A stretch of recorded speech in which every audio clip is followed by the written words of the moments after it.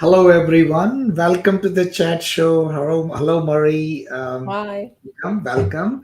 Um, Here the purpose of this conversation, as we all know, we talk about empathy, employment, and innovation, and we talk to the experts, passionate leaders, and thought leaders from the staffing industry, disability community, and neurodiverse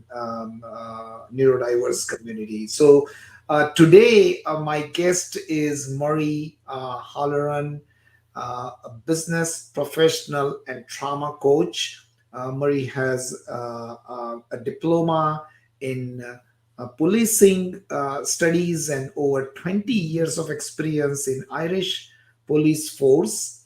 She is an author who has recently been listed in Booksellers magazine agent holistic for London Book Fair. She brings insights about adjustment in the workplace, the role of inclusion and empathy, which I love. That's where we made the connection Yeah. in a post COVID workplace. She also provides coaching and mentorship to writers. Marie, thank you so much and welcome to the show today.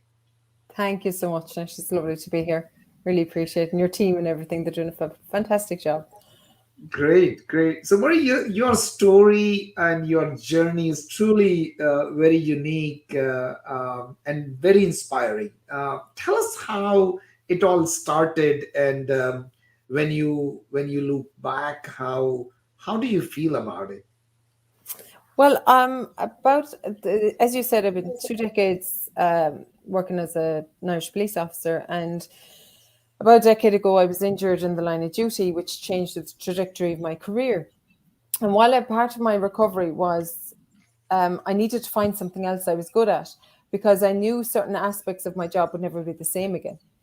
And that's when I discovered writing. So my writing was born out of trauma.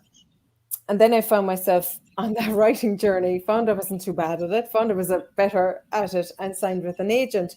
And I write crime under Casey King. My book is on submission at the moment. She's getting it out there to publishers. Then when I started to study post-traumatic growth, I realized that was the journey I had gone on myself. And hence doing the higher diploma in the associate degree, actually, I think it's known as in the US, in the coaching psychology. And I found I had so many transferable skills from 2 decades of a police officer that I was probably doing a lot of it already. I just needed the educational framework around it and the bustability and all that. So I suppose I'm walking the walk as well as talking the talk as well in relation to post-traumatic growth, and having gone down that road myself, and the importance then of empathy and inclusion when and especially if someone has gone that road, and like their background and their perspectives and their life journey has not changed just because they might have dealt with some traumatic experience, or because there's a difference in some way. It doesn't negate them from being included in the normal run of things, of the day-to-day stuff. So I really saw the difference when I did get injured. But finding that I was good at other things and where I could bring in my talents really, really served to help me, I suppose, well, recover. I'm a long road down on that road now, but and then I wanted to show the people that this is possible as well. So that's brought me then to here, and establishing Soul and Fire International Coaching and Mentoring, and sharing that journey and helping people on their journey to progress forward, remove the blocks. That is so powerful. That's truly like that, showing that the possibility or exploring that possibility yourself from your own experience, and then converting that your experience and your own journey into a profession. That's so inspiring and amazing. And last few conversations with him, with you, I have learned so much. And one of the thing which you shared about mindset and the action, right? When we spoke earlier, Mhm. you briefly mentioned the connection between the empathy and compassion. Yes. I'd love to learn more. Tell us a little bit about that. That's so beautiful and that's so powerful and very appropriate for workforce, how or workplace, how this is how it is related to the work environment. So, your thoughts? So, so where empathy and compassion combines is that um, compassion is empathy in action. So, while the empathy is the feeling, the compassion is the doing. And compassion is not about the sharing the negative or being there for the difficult. It's also about sharing joy. And if you have a, we'll say, a competitive, collegial, and compassionate team versus one with pure ambition, what they will share is the ability to achieve success. But your team that has compassion will be a great team. It will have greatness plus success as well as just the success. So you have that infinite thinking versus finite thinking, and you have that compassionate team, and you have that commonality, and that moving everyone forward in a momentum that's inclusive because that team has compassion, because they're actioning empathy. As I said, it's the sharing the joys, it's sharing the achievements, and it's sharing the forward momentum. And it takes practice. And compassion is about practicing the act of compassion, um, assume positive intentions. That's part of it as well. It's where you find commonalities with someone as well, where and you find with commonalities that encourages compassion. But assuming positive intent is also approaching a situation with a compassionate mindset.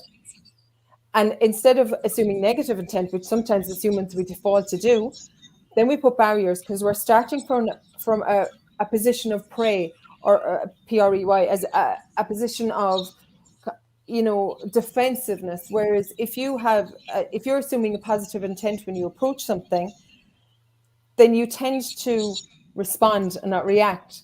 So you go from the logical brain, from the emotional brain to the logical brain, which has a better result, especially if you're in a situation of negotiation or competitiveness or any of those situations. So there's a few, the compassion isn't just the compassion, there's all this underlying stuff, and it's removing the barriers and celebrating that success and assuming positive intent all lends itself to a productive, competitive, successful team that works together well. That is so good because and our at Rangam, I always talk about the culture of empathy Yeah. and what is after building the culture of empathy, what is really actionable empathy, as you mentioned. That's a mindset. How do we create that mindset, which also you mentioned from finite to infinite Mm. mindset and the growth mindset. One thing which you also mentioned, it takes practice. So tell us a little bit about that. Empathy and practicing empathy at workplace. What do you mean by practice? So we'll say it's actively listening as well. It's we'll say as a coach, for example, when I go into a room to with a coachee or with a group or whatever, I trust that the answer is in the room. It's already in the room.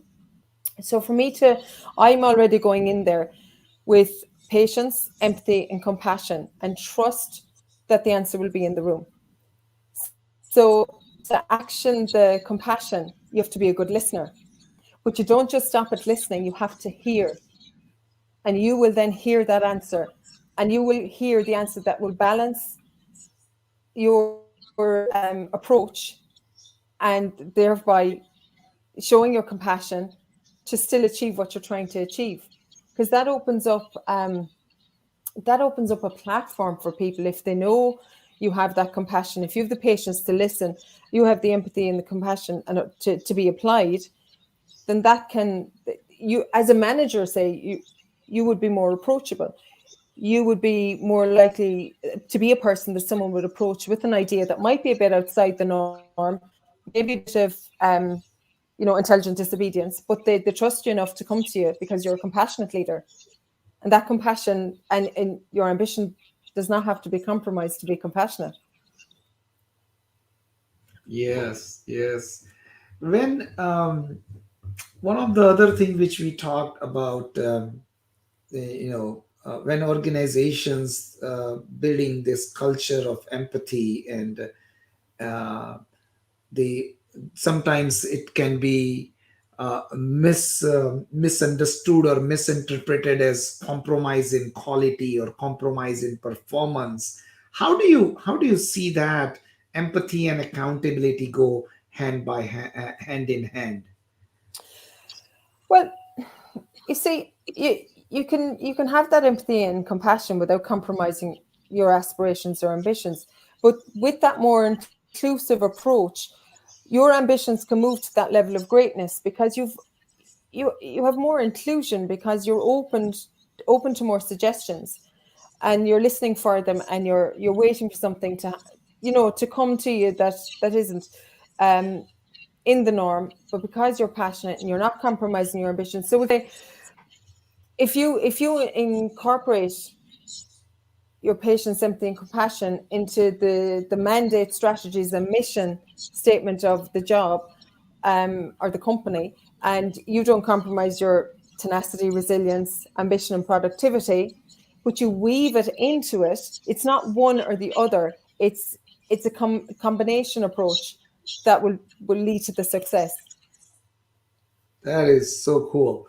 Uh, so this is we at Rangam, when we say empathy drives innovation, and innovation drives, in our case, productivity, the Yep. scalability, right? And some of those things are all tied together. Before I get into some of the questions related to pandemic and some of the your expertise in the area of trauma as a coach, and uh, I know you shared briefly about your own story as a police officer, what trauma you went through. If you can share that, how that and your empathetic approach towards yourself and to others, how that's kind of is related to this conversation. How do you see that?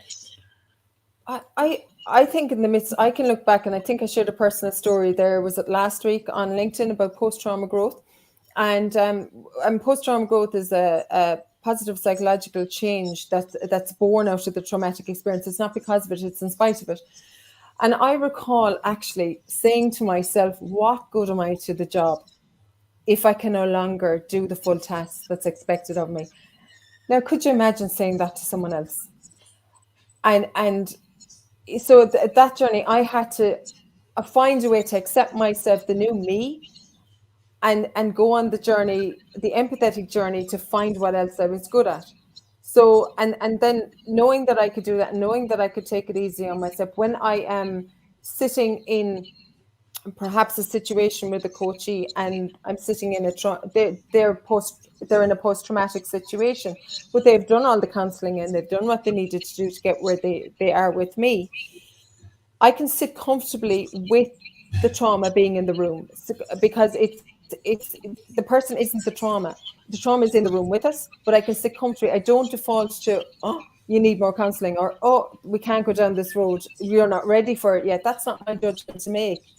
It is my responsibility to have that conversation if I think it's appropriate. But otherwise, it's okay to sit with trauma. It's okay to sit with difference. It's okay to sit with that and be aware of it, put it out there, have it in the room, and let's see what we can do to get around it, to get past it, to deal with it, and carry it forward with you, and make it a, a more compact thing to carry, that you can, pop it in your bag. It's there. It's never gone. It's always there. But you want to make it into something that's portable for you to carry on in your journey forward. Yeah. Now, how is that connected to the pandemic and some of the changes um, organizations have started adopting, and the mindset of employers and employees are also changing, um, when it comes to showing resilience and building more than just transactional relationship between employers and employees. What are your thoughts how this situation is going to change the workplace and this relationship, employee employer relationship? I think what's unique about the pandemic is that, unlike an individual traumatic experience, unlike an individual bereavement or loss, we're under an umbrella of a collective bereavement. I mean, be it a loss for what once was, be it that you're directly affected, that you have lost someone, things are never going to be the same. And there's this collective grief that everybody has experienced and shared, but the reaction is different in individual. But there is this one thing that's we're collectively grieving about. So you've the pain of change staying the same, or you've the pain of changing, and the pain of staying the same is worse than the pain of changing. So changes need to happen. And I think people, because of their experiences through the pandemic, and so I think everybody has lost something in it, or somebody even, there's more likely to be more empathy. Plus, you have the changes of the abilities to work from home, um, blended working. Some people are dying to get back to the office. But what a company can do in that situation is look at where the person is most productive. And if you have a person that's more productive 3 days in the office, 2 days at home, then it's productivity. Productivity is your goal, and they can get something for it. Yeah. And it's listening to your employees. It's engaging. It's analyzing those worker skills. It's serving your employees to see what their expectations are. Properly listening to what they're saying. You know, all that, and getting the answers and listening. Yeah, that's win-win for both sides. It's Absolutely. absolutely so it's all up to the organization how effectively they are learning and adopting and implementing some of these new policies, which will help both sides, both on productivity side as well as mental health point of view also, because that's Yes. all we are all. um, Now, changing the gears a little bit, Marie, we know we talked about this. One of the things which we have seen as we work with employers when we talk about hiring neurodivergent talent or hiring people with visible, invisible disabilities, one of the common question, or we have experienced that on the accountability side and companies' Mhm. policies, right? So, um, so I will paraphrase this question by hiring manager who was also a mother, and she said, if I hire someone who is neurodivergent and if I fail in that hire or hiring process and my productivity on my project, would that impact my performance evaluation? Now, this is a valid concern for many hiring managers, especially in the post pandemic world with all the layoffs and job cuts. This is why businesses needs to have systems and processes which needs to be looked at and kind of reevaluate. What are your thoughts how organizations can look into or should look into this type of challenges and work so that they can truly build that empathetic Mhm. culture Mhm. driven processes? Well, I would look at it, where is their focus? So if her question is, what if I fail? Right? I straight away, an analogy, an example comes to mind of the tree branch. So you have two people hanging onto a tree branch, and there's a really big breeze coming. And I shout up to one of them, hold on, hold on. And I shout to the other, don't fall, don't fall. Who is more likely to stay hanging on? It's the person you said to hold on. So if the framework of thinking is already, what if I fail? What if you don't? Does that lend itself then to identify an area that the manager needs to make an improvement on and reframe their thinking? And it's down to potential Love it. minus interference equals performance. That's Timothy Galway's equation. It's potential minus interference equals performance. And as with anyone you hire, what is the interference and how can we remove it? Um, and it's back to the compassion and assume positive intent and responding and not reacting. So where is the focus of the thinking? Is the focus of the thinking on this may fail, or is the focus on the thinking this will work? How can we make it work? Your focus is on the thinking. It's not on the falling and failing off the branch. It's on the holding on and how do we make it work? So then as a coach, you would look at the hiring manager and maybe having that dialogue with them to identify something within their interference to the potential of their performance as a hiring manager in order to make this a success. And often the adjustments can be very minor. And I can give you an example of someone I was discussing this with recently. This particular person is 5 times more likely to retain information if their tactility is satisfied. So if they be a book person as opposed to a Kindle, they learn policies and procedures better if they have it in their hand. And we'll say the company has an environmental policy where they don't do, they minimize paper usage or have none at all. But if my employee is neurodivergent and they are 5 times more productive by reading something specific. I'm not talking about a 300-page document. I might be talking about a one-page email or something like that.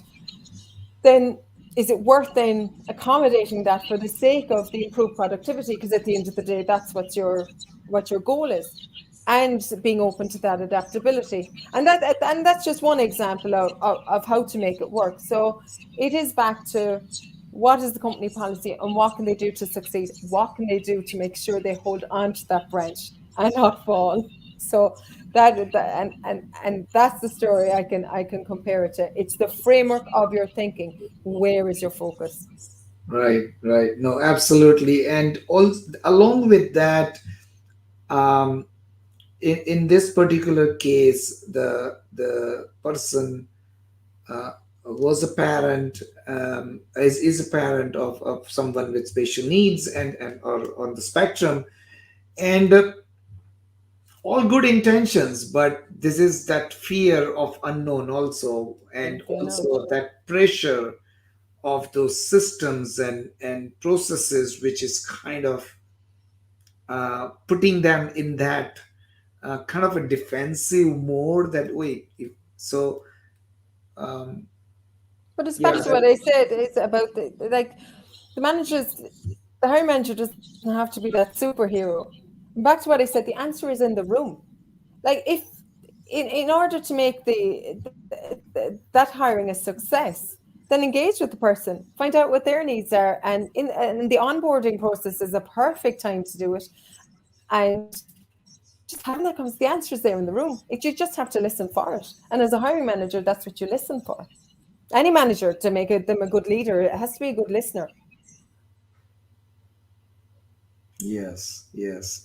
And so you mentioned briefly about the onboarding process and interview process. As we all know, it's one of the kind of a hurdle. Your thoughts on that, on how that is related to empathy and empathetic approach from the hiring manager's side and from the employer's standpoint. Well, it's the individuality and the inclusion, and you will have a good idea of the person when they're coming in from the interview and from engagements with them. And just to give an example, recently during the summer, we were away on holidays, and I'm one of those, and because I'm a writer in the background, I observe people an awful lot, and it's a trait from my job. And I saw the owner of the hotel meet every single new person that started over a 2-day period. And I could overhear the conversation. He approached them and he thanked them and he treated that person like an individual. And it didn't matter what role they had within the hotel or within the organization. And that's the same with the onboarding process. It doesn't matter what role they're taking, as long as they feel welcome and comfortable and know that their manager is approachable, that they come to them, and that dialogue, that's a two-way street, and that they will be listened to, that's very important. Now, we talked about managers and the employer side. What is your experience, and as you interact with the leaders, as a coach, and empathy? What is your experience? Any particular maybe example you would like to share?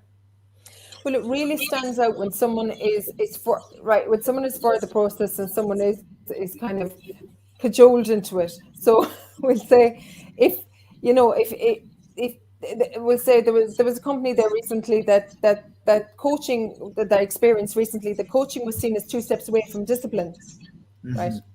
Hmm. And whereas they didn't understand the coaching process, but when they realized the coaching process was to make life better for the employee and the manager, then there was a complete reframe of thinking. And it depends on how it's embraced as well, by the leaders and what they come to with the attitude. If it's an enforced policy that you have to go in and do that, and that's why it's my job then as a coach to sit with the person and identify the interference where we can reframe the work. Whereas when you're working with individuals, we'll say they come to you because they want that experience, they want to remove the interference, they want to achieve the goals. Whereas sometimes with a company, you have to engage well with the leaders to make sure that the employees understand that this is for the betterment of themselves and the company. So it's about reframing and the way you package the product really, and the way you sell it to the person who is engaging with you. Yeah. Talking about engaging employees, in your view or in your experience as you coach business leaders, and everyone is talking about transforming business and building that culture of empathy, and that has become a now well appreciated um, uh, thinking of from the leadership.